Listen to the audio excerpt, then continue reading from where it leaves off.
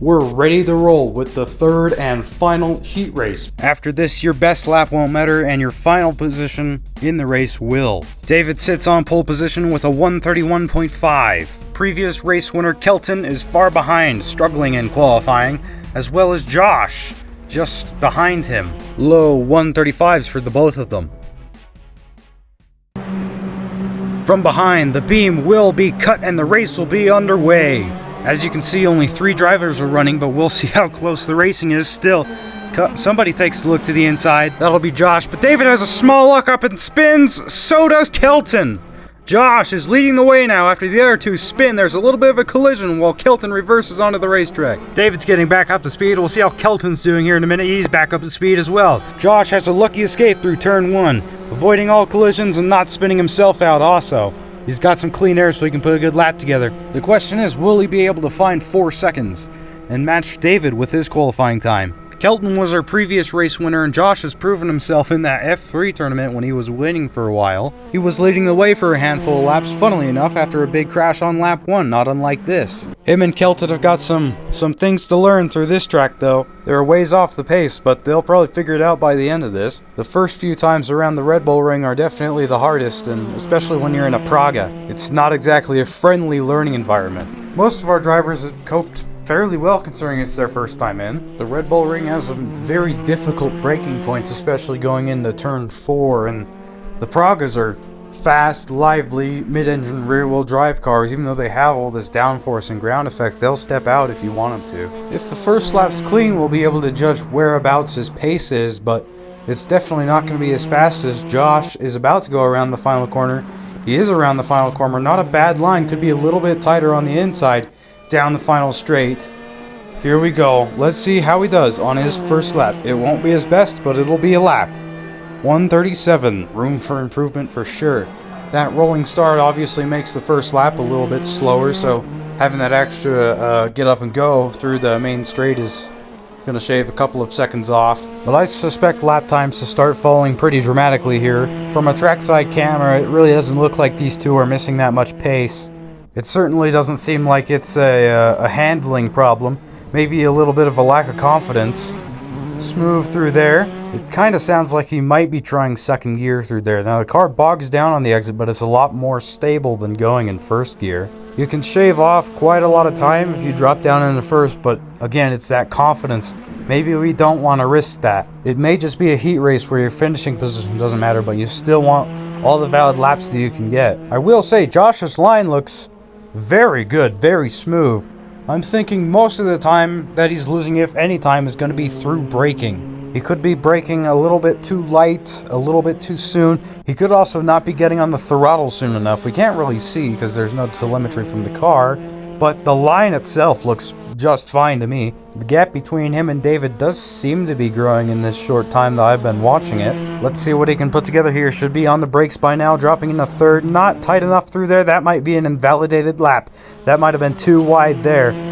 David's got a better idea of where you want to be on the exit of that. And a little bit too narrow, but he does keep it on the track through those penultimate corners. Did he go off before? We shall see. Doesn't look like it. Looks like that was a valid lap time, and Josh's lap time was either not an improvement, which I highly doubt, or it was invalidated on that penultimate corner, which is what I believe might have happened there. He also lost about a second to the car behind as well. They look like shallow corners, and they have big runoffs, so it looks like you can carry a lot of speed, but since they're downhill, you really can't. Somebody spun. That's Kelton, who spun again in turn 1. You only need 1 lap for heat races to go well, but if you keep doing that, you won't get one.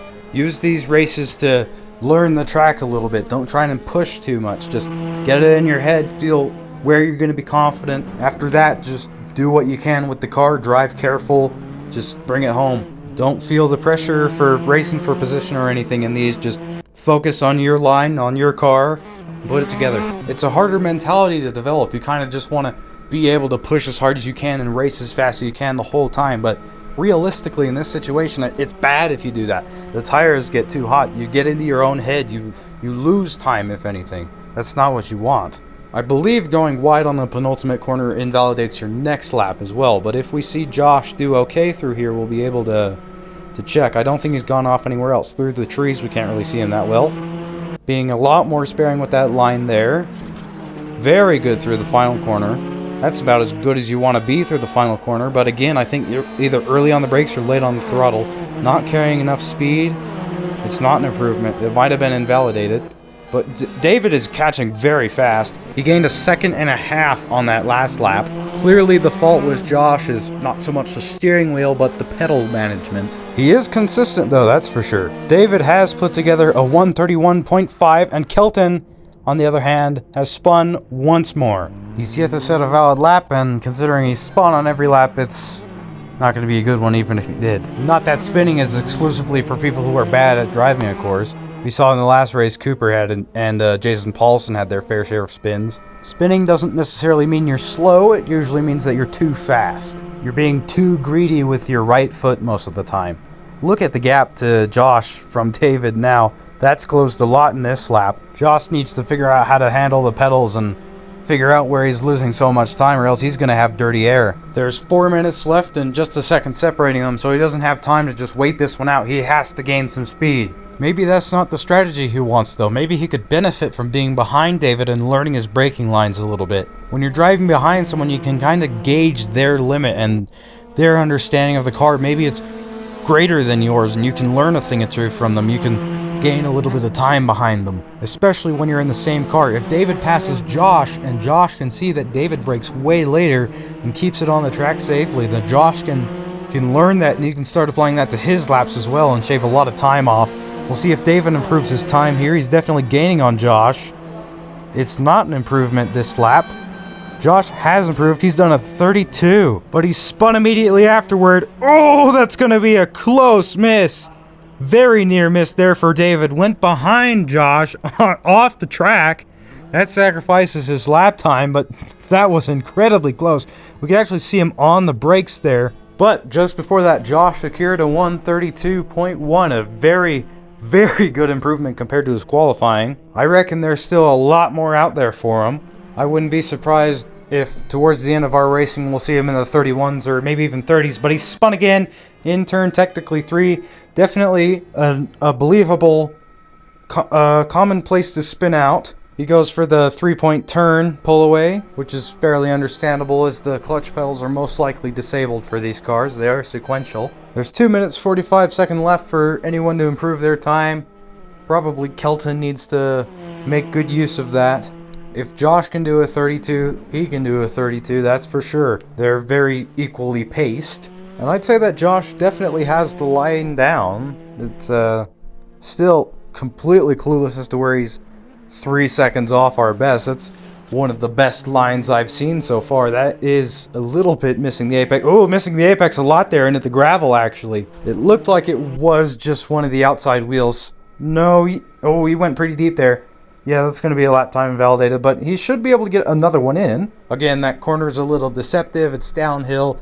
Makes sense why we'd see somebody go wide there. I'm surprised we haven't seen any big offs going into turn 4. That's usually where a lot of the going wide, braking late into the sand happens. David hasn't improved his lap yet since that 131, but at least in this run group it wouldn't seem like he has to. He is 2 seconds off our fastest, so unless he finds some more time, it doesn't really look like he's going to be able to bring anything home. But you never know. You never want to speak too soon in motorsports. You've seen some pretty crazy stuff happen. Everyone might get one more lap after this one, it would seem. There is a minute 30 left. It would be great to see our previous race winner be able to put a good one in, maybe knock down David, who has definitely got this figured out by now. He's able to set a good time, and that's very bad news for Kelton. Spinning on every single lap, including the very last one he'll have. That's really bad news for him. It's a tough start, but he will have a chance to redeem himself no matter what happens. All drivers have a minimum of 2 races that they participate in, so as long as next time he drives he has a strong finishing position, he'll get some more laps in. I think really all that these 2 drivers needed was a little bit more practice, and unfortunately they couldn't get any in this time. This will be Kelton's final lap, but David and Josh will get one more time round. David might have a hard time improving on that 131, but Josh might be able to get a faster time in. Definitely playing it careful through the final corner. Let's see what kind of time he gets across the line. It will not be an improvement for David. He'll have one more lap to pick up on that 131. Josh coming through, that's a little bit too wide through there. Missing the apex a little bit on the inside. That's kind of a shallow line from Kelton, but really he just needs to have one that's valid put in. That would be a big improvement, considering he still hasn't put in a valid lap. 15 seconds left on the clock, and I'm doubting Kelton's going to be able to cross the line in time.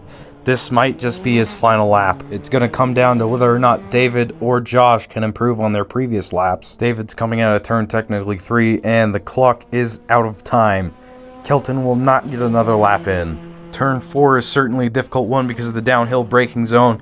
David has it figured out by now, though. Onto the curb through the inside.